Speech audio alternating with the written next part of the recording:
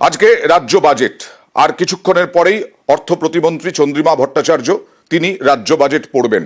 সেই রাজ্য বাজেট ঘিরে প্রত্যাশার পারদও চড়ছে, কারণ রাজ্য বাজেট কি লক্ষ্মীর ভান্ডার বাড়ানো হবে, রাজ্য বাজেটে কি ডিএর ঘোষণা হবে, রাজ্য বাজেটে আর কোন কোন বিষয়ের ওপরে জোর দেওয়া হতে পারে।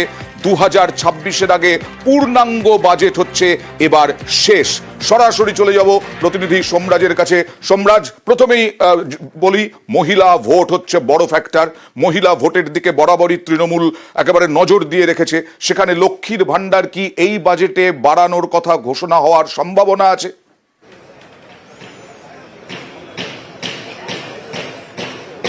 দেখো, আজকে রাজ্য বাজেটে বেশ কিছু চমক থাকতে পারে। আজকে রাজ্য বাজেটকে যদি একদিকে সামাজিক সুরক্ষামূলক প্রকল্পগুলিকে রাখা যায় আর আরেকদিকে গ্রামোন্নয়নকে রাখা যায়, তাহলে এবারের রাজ্য বাজেটে গ্রামোন্নয়নের দিকে বিশেষ গুরুত্ব পেতে চলেছে, অন্তত তেমনটাই সূত্র মারফত জানা যাচ্ছে। বিশেষ করে তুমি জানো, 100 দিনের কাজ থেকে শুরু করে আবাস যোজনা থেকে শুরু করে গ্রামীণ সড়ক যোজনা, অর্থাৎ এই যে প্রকল্পগুলি রয়েছে গ্রামীণ ক্ষেত্রে, এই প্রকল্পগুলিতে রাজ্য সরকার আরো আর্থিক বরাদ্দ বাড়াতে পারে।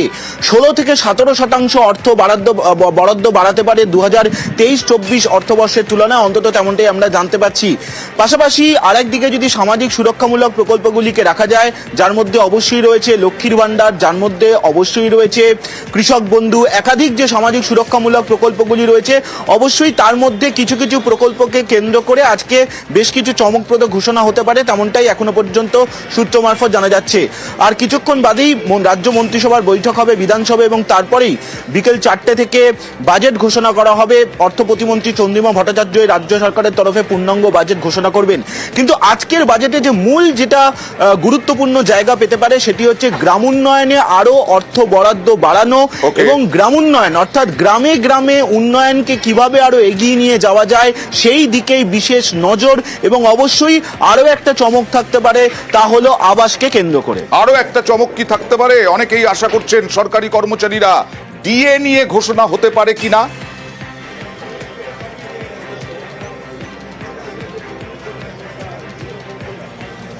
দেখো, এই জল্পনা রয়েছে, অন্তত অর্থ দপ্তরের অন্দরে এই জল্পনা রয়েছে, কিন্তু অবশ্যই ডিএ বাড়ানোর দাবি বহুদিন ধরেই সরকারি কর্মচারী সংগঠনগুলি রয়েছে।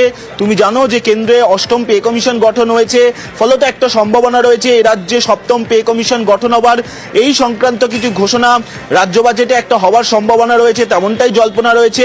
আর তাকে কেন্দ্র করেই ডিএ ঘোষণার সম্ভাবনা আছে কি নেই, একটা জল্পনা চলছে। কিন্তু অবশ্যই সরকারি কর্মচারী সংগঠনগুলি দাবি রয়েছে ন্যূনতম 6 থেকে 8% যাতে ডিএ বাড়ানো হয়, অন্তত সেই দাবি রয়েছে। অবশ্যই তার জন্য অপেক্ষা করতে হবে আর মাত্র 1 ঘন্টা, কারণ বিকেল 4টের সময় অর্থ প্রতিমন্ত্রী চন্দ্রিমা ভট্টাচার্য রাজ্য বাজেট, পূর্ণাঙ্গ রাজ্য বাজেট তিনি ঘোষণা করবেন, এবং সেখানে বেশ কিছু চমক থাকবে। অবশ্যই জল্পনা চলছে ডিএ নিয়েও কিছু ঘোষণা থাকতে পারে। আরো একটা বিষয়, কিছুক্ষণ আগে আমরা দেখাচ্ছিলাম চা বলয়েও একটা টার্গেট তৃণমূল কংগ্রেসের। চা বলয়ে এর আগে ভোটের রেজাল্ট ভালো হয়নি, এবার চা বলয় নিয়ে কোন রকম পরিকল্পনা বাজেটে ফুটে উঠতে পারে, অর্থনৈতিক পরিকল্পনা।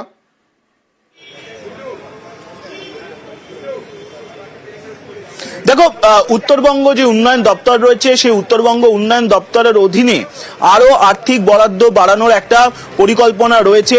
এই বিষয় নিয়ে ইতিমধ্যেই দফায় দফায় বৈঠকও হয়েছে রাজ্য সরকারের তরফে।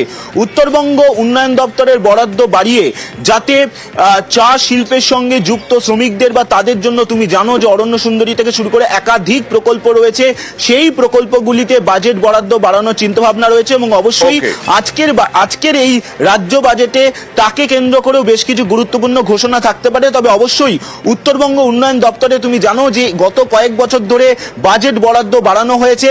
আজকের এই পূর্ণাঙ্গ বাজেটেও কিন্তু উত্তরবঙ্গ উন্নয়ন দপ্তরকে কেন্দ্র করে বাজেট বরাদ্দ বাড়ানো হবে, এবং সেক্ষেত্রে উত্তরবঙ্গ উন্নয়ন দপ্তরের অধীনেই বিশেষত সামগ্রিকভাবে উত্তরবঙ্গের যে পরিকাঠামো, সেই পরিকাঠামোর ক্ষেত্রে বোঝা যাবে যে রাজ্যের তরফে কতটা বাজেট বরাদ্দ বাড়ানো হচ্ছে। কিন্তু যেটা জানা যাচ্ছে 2023-24 অর্থবর্ষের তুলনায় ন্যূনতম 13 থেকে 14% উত্তরবঙ্গ উন্নয়ন দপ্তরের বাজেট বরাদ্দ বাড়তে চলেছে। ওকে।